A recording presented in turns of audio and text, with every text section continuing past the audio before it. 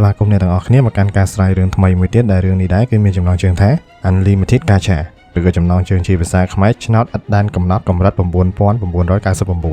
នឹងឯកម្រិតប៉ុណ្នេះគឺមិនធម្មតានោះទេនឹងអញ្ចឹងមុននឹងចូលសាច់រឿងសូមអ្នកទាំងអស់គ្នាកុំភ្លេចជួយចុច Subscribe ម្នាក់មួយផងបាទ Please sir, I want some more.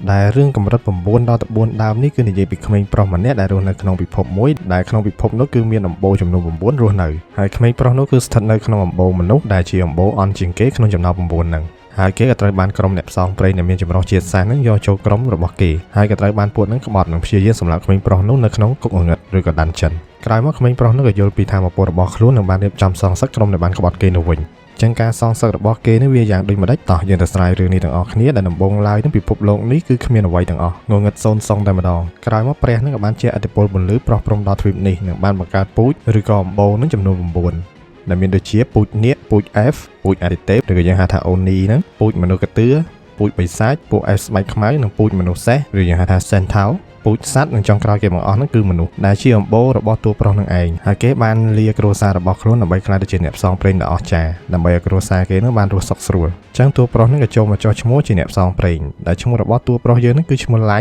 ហើយមនុស្សម្នាក់តែងតែមានកាដូឬក៏ជា skill ដែលគេមានតាំងពីកើតមកដែល Line ហ្នឹងគឺមាន skill Unlimited Gacha ឬយើងហៅថាឆ្នោតឥតដែនកំណត់ដែល skill របស់គេហ្នឹងគឺបវលឆ្នោតហើយក៏ចេញជាកាតមួយមកដែលរូបក្នុងកាតហ្នឹងវានឹងក្លាយទៅជារបស់ពិតដូចជាការគេជប់នេះគឺមានរូបសមហើយពេលគេជប់មកគឺវាចេញជាសមកោងមួយដែលប្រើមិនកើតគេក៏បានសាកពីរដងទៀតវាក៏ចេញប៉មនៅនំប៉័ងដែលហូដលេអញ្ចឹង Line ហ្នឹងគឺនៅ rank F ដដែលហើយគេក៏បានរកបេសកកម្មរកអស់ដឹកដីអញ្ចឹងទៅបន្ទាប់ពីធ្វើបេសកកម្មហើយគេក៏បានកម្រៃមកល្មមអាចដេញនៅទៀមបានមួយយប់ហើយក៏ត្រូវបានឆ្កែ3ក្បាលហ្នឹងធ្វើស៊ីដែលវាឈរឲ្យ Line ហ្នឹងដើរបុកអញ្ចឹងវាក៏បានទាសំណងហើយវាក៏បានយកប្រាក់ Line ហ្នឹងទៅបាត់ទៅពេលដែល Line កំពុងអស់សង្ឃឹមហើយលួចជេរវាក្នុងចិត្តហ្នឹងក៏មានអ្នកផ្សងព្រេងមួយក្រុមហ្នឹងមកជួប Line ហើយអំបូរ F ហ្នឹងក៏បានលាដៃជួយលើកអញ្ចឹងទៅ Line ក៏បានប៉ះដៃនាងធ្វើឲ្យដៃនាងប្រឡាក់តែនាងហាក់ដូចជាមិនប្រកាន់ Line នោះទេនឹងបានស្ទុះមកអប់ Line ថែមទៀតដែលធ្វើឲ្យអ្នកដើរកាត់ហ្នឹងមាត់ជីបអូចព្រោះអំបូរមនុស្សត្រូវបានអំបូរផ្សេងហ្នឹងមិនទុកក្នុងផ្នែកនោះទេចឹងពួកគេក៏បានណែនាំខ្លួនដែលគេនឹងគឺជាក្រុមមិនប្រកាន់ពូជអំបូរហើយក្រុមពួកគេនឹងក៏មកពីអំបូរផ្សេងគ្នានឹងជាតំណាងឲ្យអំបូរនីមួយៗដែលពូជឆ្កែនេះគឺជា Garu ហើយពូជ F នេះគឺជា Sasha ពូជនាគគឺ Drago ពូជបិសាចគឺ Diablo ហើយពូជអាទិទេពនឹងគឺ Oboro ចំណែកពូជមនុស្សទឿនឹងគឺ Nano ហើយចំណែកពូជ F ខ្មៅនេះគឺ Sion និងចុងក្រោយនេះគឺពូជសេះមានឈ្មោះថា Santo ចឹងក្រុមនឹងខ្វះអំបូរមនុស្សហើយនេះគេចង់ឲ្យ Line នឹងចូលក្រុមរបស់គេដែលគោលបំណងក្រុមគេនឹងគឺចង់លុបបំបាត់ការរើសអើងពូជសាសន៍និងឲ្យតម្លៃពូជសាសន៍នីមួយៗស្មើគ្នាចឹង Line នឹងក៏ចូលក្រុមនឹងទៅហើយពួកគេក៏បានមកចូលដានចិនដើម្បីវាយជាមួយបិសាចដែល Line នឹងធ្វើអីមិនកើតនោះទេដែលត្រូវឲ្យពួកនឹងការពាររហូតតែពួកគេមិនខ្វល់ឡើយព្រោះថា Line នឹងឆុងតែឆ្ងាញ់គ្មាននរណាប្រៀបបាននោះទេពាក្យផ្អែមល្ហែមនេះធ្វើឲ្យ Line ចូលចិត្តពួកគេនឹងកាន់តែខ្លាំងចឹងពួកគេក៏បន្តដំណើរទៅទៀតហើយក៏បានសម្រាកចឹង Line នឹងក៏ទៅឆុងតែពេលនឹងដែរ Dragon និងអ្នកផ្សេងហ្នឹងក៏សម្រេចចិត្តដក Line ចេញពីក្រុមSasha ដែលធ្លាប់តែនិយាយផ្អែមល្ហែមដាក់ Line ហ្នឹងក៏បានបដូរពាក្យសម្ដីវិញដែលនាងថា Line ហ្នឹងឡប់ចឹងទៅគឺធ្វើឲ្យនាងហ្នឹងធុញថប់ខ្លាំងណាស់ហើយពួកគេហ្នឹងក៏បានបង្ហាញពីអារម្មណ៍ស្អប់ខ្ពើម Line ជាខ្លាំងហើយសម្រាប់គោលបំណងដែលពួកគេហៅ Line ចូលក្រុមនេះគឺដោយសារអ្នកមានអំណាចហ្នឹងឃើញថា Line មានកាដូ skill ចម្លែកចឹងប្រហែលជា Line ហ្នឹងគឺជា master ឬក៏ main នៃអំបូរទាំងអស់ចឹងទៅតែរឿងនេះគេមិនទាន់បង្ហាញពីអត្ថន័យនៃពាក្យនេះឲ្យច្បាស់នោះទេហើយដល់ពេលចូលបានមួយរយៈទៅគេឃើញថាស្ថិតិធម៌ពលរបស់ Line នេះគឺដូចមនុស្សធម្មតាហើយ skill ឆ្នោតគ្មានដែនកំណត់នោះក៏កថោទៅទៀតចឹង Line នេះមិនអាចជា master នោះទេហើយនេះគេនឹងកម្ចាត់ Line ចោលភ្លាមនឹង Garu ក៏ខ្វាច់មុខ Line ចឹង Line នឹងក៏ព្យាយាមរត់តែ Sasha ក៏ទាញធ្នូបាញ់ជើងរបស់ Line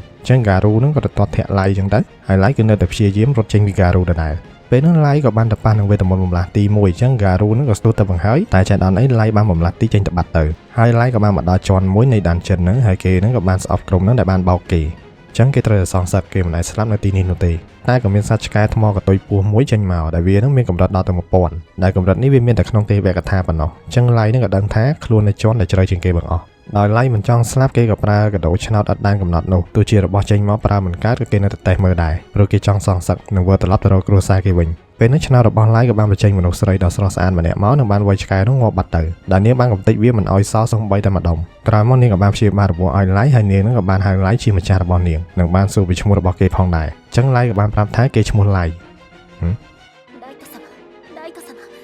ហើយពេលហ្នឹងនាងក៏បានស្បត់ថានឹងបម្រើ Line ចឹងទៅស្លាប់ដើម្បី Line ក្នុងនាមជាអ្នកបម្រើដ៏ស្មោះត្រង់ហើយឈ្មោះរបស់នាងនោះគឺមានឈ្មោះថាមី ហើយកម្រិតរបស់នាងនោះគឺដល់ទៅ 9999 ដែលនាងគឺជាកាតមហាកម្រខ្លាំងនៃកដោឆ្នោតអត់ដែនកំណត់របស់ឡៃហ្នឹងតែឡៃមិនជឿនាងនោះទេព្រោះរាល់ដងគេប្រើឆ្នោតហ្នឹងវាចេញមកសុទ្ធតែរបស់ឥតប្រយោជន៍ចឹងមិនក៏បានមើលពីកដោឆ្នោតរបស់ឡៃហ្នឹងដែលកដោឡៃហ្នឹងគឺមានតែអ្នកមានកម្រិតធំដូចនាងទេទើបអាចមើលដឹងព្រោះកដោស្គីនេះគឺមានរបាំងការពារខ្លាំងដែលកដោឆ្នោតនេះគឺវាប្រើបានគ្មានដែនកំណត់នោះទេហើយប្រូបានដែលអាចចេញរបស់កម្រនោះគឺស្ថិតនៅលើទីតាំងដែលមានម៉ាណាច្រើនដែលកាតកម្រិតធំបំផុតនោះគឺកំពូលមហាម៉ែអាកម្រមហាកម្រខ្លាំងមហាកម្រហើយដេញតរហូតដល់រែងអែរហើយដោយសារនៅខាងក្រៅឬក៏នៅក្រៅតាន់ចិនហ្នឹងគឺម៉ាណាវជុំវិញវាខ្សោយហើយនេះទើបឡៃបវលបានតែកាតអន់តែពេលមកដល់ជាន់តាន់ចិនជ្រៅនេះស្ថិតតែបានកាតកម្រនោះគឺវាខ្ពស់អញ្ចឹងទើបឡៃបវលមកបានកាតមីនឹងឯងមីគឺថាឡៃបថយជីវិតដើម្បីចូលមកទីនេះម្នាក់ឯងតែឡៃក៏បានប្រាប់ការពិតដែលគេនឹងត្រូវបានក្រុមរបស់ខ្លួននឹងបោកប្រាស់នឹងចង់សម្រាប់គេចោលទៀតអញ្ចឹងឡៃពិតជាចង់សងសឹកអ្នកដែលបោកគេមែនតើមីក៏សុំឡៃនឹងឲ្យបជានាងទៅសម្រាប់អ្នកដែលធ្វើបាបឡៃនោះចោលតែឡៃមិនធ្វើនោះទេព្រោះអីគេចង់សងសឹកពួកនោះដោយដៃគេផ្ទាល់អញ្ចឹងឡៃក៏ប្រើឆ្នោតអត់ដែនកំណត់របស់គេនោះជាបន្តដើម្បីបង្កើតជាអាណាចក្រមួយក្នុងការសងសឹករបស់គេហើយរឿងរ៉ាវសងសឹករបស់ឡៃនឹងក៏បានបាត់ដំណឡើងដោយគេបានដើរក្នុងវិមានមួយដែលពោពេញទៅដោយអ្នកបម្រើជាច្រើន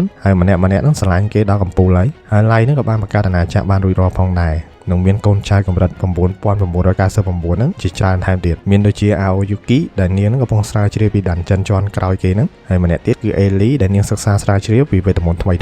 ីម្នាក់ចុងក្រោយហ្នឹងគឺ Nasuna ដែលនាងនឹងដើរមកមើលការខុសត្រូវក្នុងវិមាននេះព្រោះថានាងនឹងខ្លាំងខាងប្រយុទ្ធតែនាងឡប់ពេលហ្នឹងឡៃក៏បានដើរមកជួបចាក់ដែលគេនឹងកំពុងរងចាំឡៃហើយឡៃនឹងក៏អនុញ្ញាតឲ្យចាក់ហ្នឹងហៅឈ្មោះរបស់ខ្លួនតាមធម្មតាព្រោះថាឡៃនឹងគឺវឹកហាត់ជាមួយចាក់នឹងឯងដែលចាក់នឹងគឺជាឈាមដៃថែបចឹងវ័យមិនក៏មិនឈឺដែរតែម្ដាយរបស់ឡៃនឹងក៏ធ្វើឲ្យគេនឹងប៉ាងរៀងឆ្ងាយគួរសមដែររូបភាពក៏បានកាត់មក Nasuna កំពុងដើរត្រួតពិនិត្យនឹងបានជួបអ្នកបម្រើ4នាក់នេះពួកនាងក៏បានប្រាប់ Nasuna ហ្នឹងឲ្យទៅត្រួតពិនិត្យនៅកន្លែងមួយដែលជាបន្ទប់របស់ឡៃតែបែរជាមីអ្នកនៅទៅវិញដែលនាងអះអាងថាមកសម្អាតបន្ទប់ឲ្យឡៃតែមើលទៅកន្លែងដេញនឹងដូចជាមិនរៀបរយនោះទេមើលទៅដូចនាងកំពុងហិតក្លិនសេះសល់ពីឡៃចឹងតែមីថានេះជា style រៀបចំក្រែរបស់នាងពេលហ្នឹង Nasuna ក៏យកសម្បត្តិនៃអ្នកបម្រើ4នាក់មុនហ្នឹងឲ្យយកមកអានដែលពួកគេនឹងប្រឆាំងដាច់ខាតនៅទង្វើដែលមីយកបន្ទប់ឡៃតែម្នាក់ឯងនឹងបានដាក់បដាសានាងផងដែរចឹងមីក៏បានឲ្យប្រាក់ Nasuna ខ្លះហើយនាងក៏ចាក់ចេញទៅនឹងបានមកទិញអីហូបក្រោយមកនាងក៏មកជួបនឹង Aoyuki ដែលនាងសួរអីក៏ Aoyuki នឹងនៅតែយ៉ាងទៅព្រោះនាងចង់ធ្វើចរិតដូចឆ្មានិយាយចុះឡើង Aoyuki នឹងក៏ព្រមនិយាយដែលនាងបានសម្រេចក្នុងការគូទីតាំងនៅជាន់ក្រោមនេះហើយចឹង Nasuna នឹងក៏បានមកដល់កន្លែងមួយទៀតនឹងបានមកអោបបល្ល័ង្ករបស់ឡៃព្រោះនាងនឹងចង់ជួបគេមែនតែនាងក៏បានធ្វើឲ្យបាក់ស្លាប់ដែលនៅជាប់កៅអីនឹងចឹងនាងក៏បានរត់ចេញយ៉ាងលឿនឡៃនឹងចាក់ក្រោយវឹកហាត់ហើយគេក៏មកត្រាំទឹកជាមួយគ្នាចាក់ក៏បានដាស់តឿនឡៃធ្វើទៅបិទអ្នកនៅខាងក្រោមនេះគ្មានអ្នកណាអាចវាយឈ្នះឡៃតែមិនប្រកាសថាអ្នកនៅខាងលើនោះគឺគ្មាននោះឡើយដែលគេសំដៅលើអំបោសផ្សេងដែលរស់នៅក្រៅដានចិននឹងសម្រាប់មីវិញក៏បានហៅអ្នកបម្រើ4នាក់នឹងមកជួបដោយសារពួកនឹងបានសរសេរសម្បត្តិប្រឆាំងនឹងនាងហើយដាក់បដាសានាងថែមទៀតចឹងមីនឹងក៏បានដាក់តនកម្មពួកនឹងឲ្យជូតពីផ្លូវដើររហូតដល់បល្ល័ង្ករបស់ឡៃនិងជូតដោយដៃផ្ទាល់រីឯ Nasuna នឹងក៏បានមកជួបនឹង Eli នឹងក៏បានអួតពីពេលវេលាដែលនាងផឹកតែជាមួយឡៃហើយលើក្រោយនឹងប្រហែលជាអាចហូបអាហារពេលយប់តែ2នាក់ផងក៏មិនដឹងមិនស្រួលចំណាយពេលមកយប់ជាមួយគ្នាទៀត Nasuna នឹងក៏បានចំណែនព្រោះថានាងនឹងក៏ចង់ផឹកតែជាមួយឡៃផងដែរហើយចំណែកអ្នកបម្រើ4នាក់នេះហៅតែចង់បម្រើឡៃពួកនាងក៏ចង់បំពុលមីឲ្យស្លាប់តែត្រាំពុលនឹងគឺគ្មានអត្ថប្រយោជន៍ចំពោះមីនោះទេហើយម្នាក់នឹងចង់លិតសូម្បីតែសមដែលឡៃប្រើរួច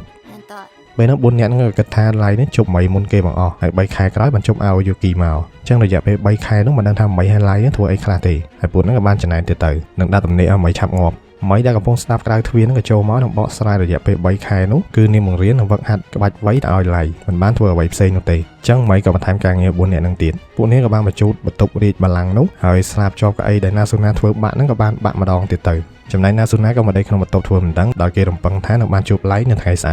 ែកឡើងឡៃក៏បានមកជួបនឹង Nasuna Aoyuki និង Eli ហើយគេក៏បាននឹងឯចង្ការ Aoyuki ព្រោះអីនាងធ្វើចរិតដូចឆ្មាដែលធ្វើឲ្យ2នាក់នេះចំណែនពេលនោះឆ្កែកតុយពស់នឹងក៏បានចេញមកឡៃដែលធ្លាប់ជួបសត្វហ្នឹងការគេមិនទាន់ខ្លាំងនោះក៏រៀងផិតភ័យមកផ្លែតអញ្ចឹងស្រី3នាក់នោះក៏ចង់សម្លាប់ឆ្កែនឹងចោលដែលធ្វើឲ្យវាភ័យចង់លេចអាចលេចណូមហីអញ្ចឹងឡៃនឹងក៏បានខាត់ពួកនាងនឹងបានប្រាប់ថាមីបានរៀបចំផែនការសងសឹកនោះរួចរាល់ហើយចឹងការសងសឹកដែលឡៃរងចាំរយៈពេល3ឆ្នាំនេះនឹងត្រូវចាប់ផ្ដើមដែលដំបូងគេបង្អស់នោះគឺជាអំបោសសត្វ Garu ហើយការសងសឹករបស់ឡៃទៅលើ Garu នោះវាយ៉ាងដូចម្ដេចចាំទស្សនានៅវីដេអូក្រោយ